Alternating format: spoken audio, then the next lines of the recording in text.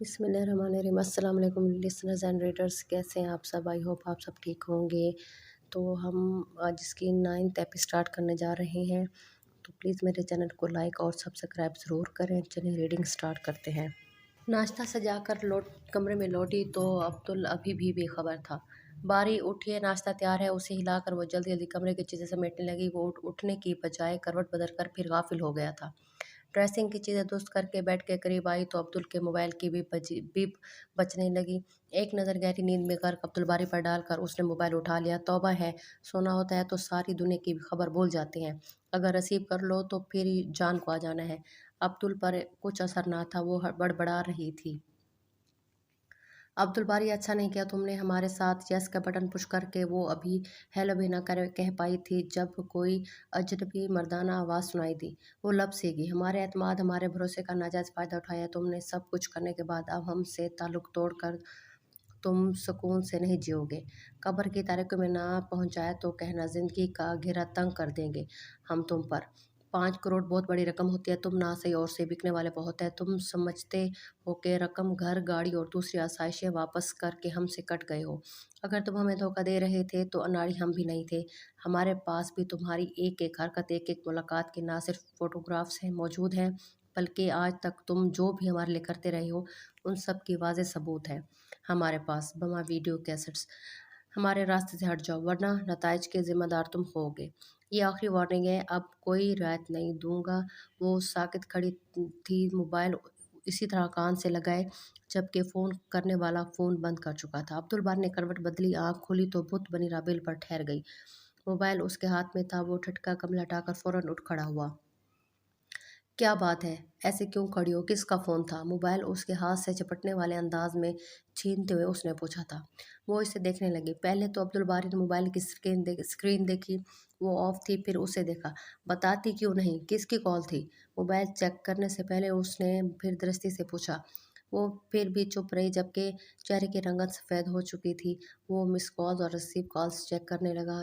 آخری ریسیو کال پر وہ ٹھٹکا تھا۔ میں نے تمہیں پہلے بھی وارن کیا تھا کہ میرا سیل ریسیو نہیں کرنا۔ میں کیا بات ہوئی ہے؟ نمبر دیکھ کر وہ آپس سے باہر ہو گیا تھا۔ وہ سہم کر پیچھے ہٹی۔ کال کرنے والے کی گفتگو، خاص طور پر دھمکی آمیز انداز، اسے اپنے زیر اثر لیے ہوئے تھا۔ اور اب عبدل کا لہجہ، کیا بات ہوئی ہے؟ اس قدر شاک میں کیوں ہو؟ بتاؤ۔ عبدل باری کی زیرک نگاہیں رابیل کی کیفیت لمحے میں بھاپ گئی تھی۔ کندھوں سے تھام کر پوچھا تھا۔ وہ نفی میں گردن ہلا گی، سمجھ میں نہیں آ رہی تھی کہ کیا بتائے۔ کیا جاننا چاہتے ہیں مجھ سے؟ جس نے کال کیا اس سے پوچھیں یا خود سے؟ اس کے ہاتھوں کو جھٹک کر وہ صوفے پر جا بیٹھی۔ ایک دم میں آنے والے آنسوؤں کو صاف کیا۔ عبدل باری پریشان سے دیکھتے پاس آ گیا۔ پلیز رابیل بتاؤ، میں کچھ پوچھ رہا ہوں۔ وہ اس وقت بہت بے بس سا محسوس ہو رہا تھا۔ رابیل نے اسے مختصر سا بتا دیا۔ وہ خاموش سے سنتا رہا، لب بھینچی مٹھیوں کو کھولتے بند کرتے۔ اس کی حالت دیکھنے کے قابل تھی۔ اب تو بتا دیں، یہ سب کیا ہے؟ کیا کر رہے ہیں آپ؟ اور کون ہیں یہ لوگ؟ وہ اس کے سامنے پھر آ کھڑی ہوئی تھی۔ بتا دوں گا، تمہیں بھی بڑا شوق ہے تمہیں میرے ہر کام میں ٹانگ اڑانے کا۔ کروں گا تمہارا یہ شوق بھی پورا، ابھی کچھ دن انتظار کر لو۔ اسے ایک طرف ہٹا کر وہ باتھ روم میں جا گھسا تھا۔ وہ اس کے الفاظ کو تولنے کی کوشش کرنے لگی۔ وہ آفس میں تھا جب اس کا پرسنل سیل بج اٹھا۔ اس پر آنے والا نمبر بہت خاص تھا۔ وہ ایک دم چونک گیا، ایک نظر دوڑائی، پھر فوراً باتھ روم میں گھس گیا۔ کتنے دنوں سے اسے اس کال کا انتظار تھا اور آج انتظار ختم ہو گیا تھا۔ ہیلو، ایس پی عبدل باری اسپیکنگ۔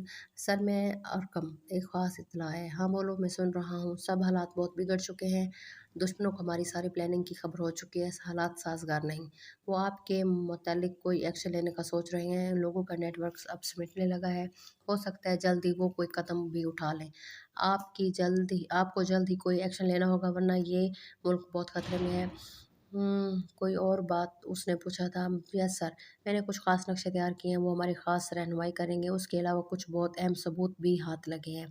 تو پھر ٹھیک ہے، تم اپنی جگہ پر رہنا، میں خود تم سے ملنے کی کوشش کروں گا۔ میک اپ میں ہوں گا، کوڈ ورڈز کا استعمال کروں گا۔ خیال رکھنا، اب فون بند کرو، میں کسی بھی وقت تم سے ملوں گا۔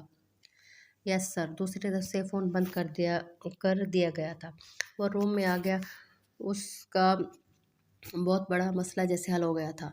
अब उसे फाइनल एक्शन लेने की ज़रूरत थी। सारी कार्रवाई मुकम्मल थी। उसने खुफिया लॉकर्स में से ज़रूरी डॉक्यूमेंट्स निकाले, इन्हें अच्छी तरह चेक किया और एक फ़ाइल बनाई, फिर लॉकर्स भी बंद कर दिए थे। अब उसे रकम से मिलना था। कुछ सोचते वो ऑफिस से निकल आया, हाथ में एक फ़ाइल थी जो बहुत ज़रूरी थी।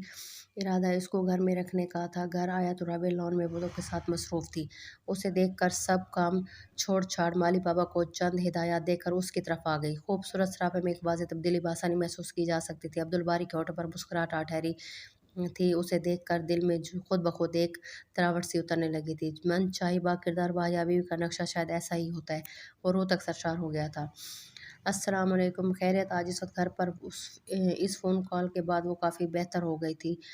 अब्दुल बारी के साथ उसका रवैया खुद ब खुद बदल गया था। दरमियान में कितने दिन गुजर गए थे, तकरीबन 1 डेढ़ माह का अरसा, और इस दौरान उसने इसे अब कभी नहीं टोका था, मगर एक ख़िलिश सी फिर भी बरकरार थी।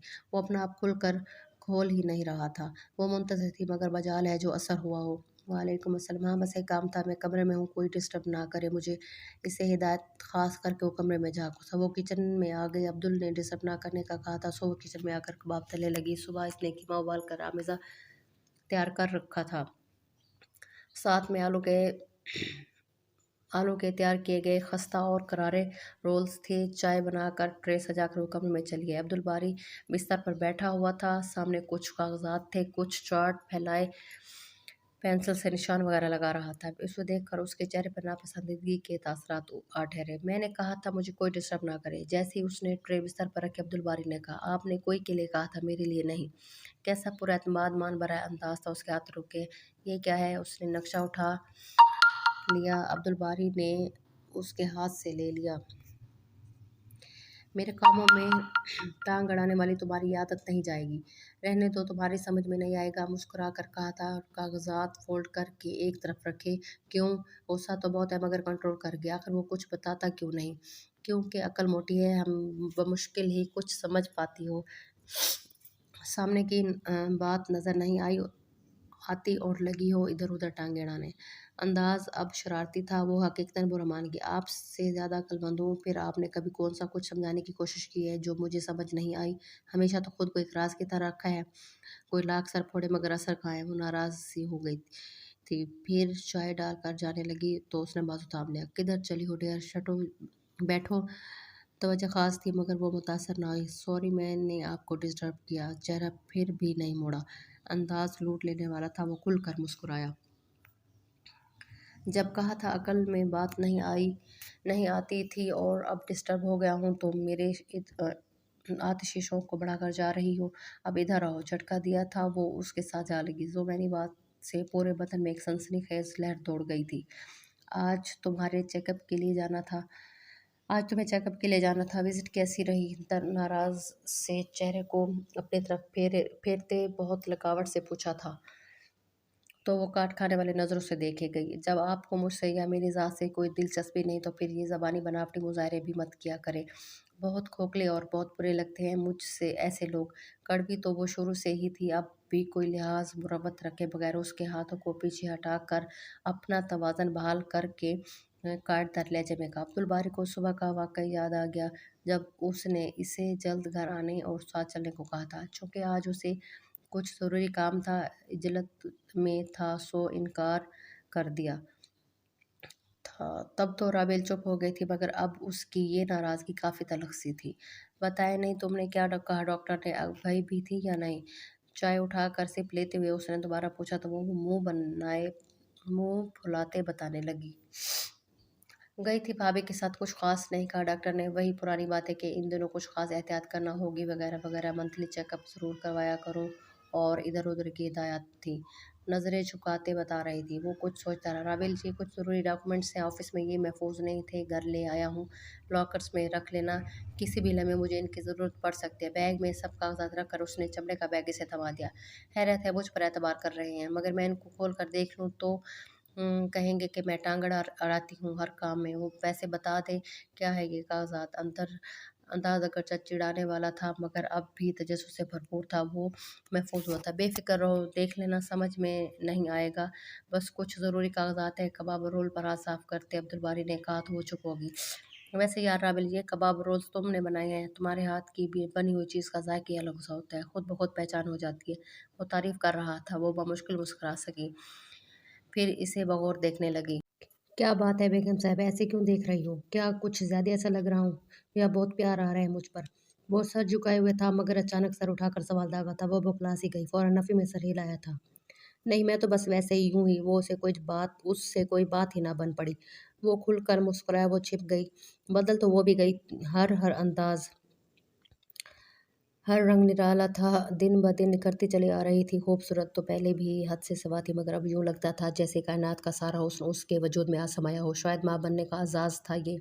सुनो राबेल, तुम खुश हो ना? चंद माह बाद भैया भाभी की तरह हमारी भी औलाद होगी, है ना? वो दिन कितना खूबसूरत होगा। वो चश्मे तसव्वुर में न जाने कहाँ गुम था। इस ख़याल से ही खुश हो रहा था, वो मुस्कुरा दी। ज़ाहिर है माँ बनने की खुशी किस औरत को नहीं होती। इसी ख़्याल से मेरी रूह सरशार होने लगती है कि जन्नत लम्हा बलम्हा मेरे कदमों तले सिरकती आ रही है। वजूद ज़म से है तसव्वुर कायनात में रंग।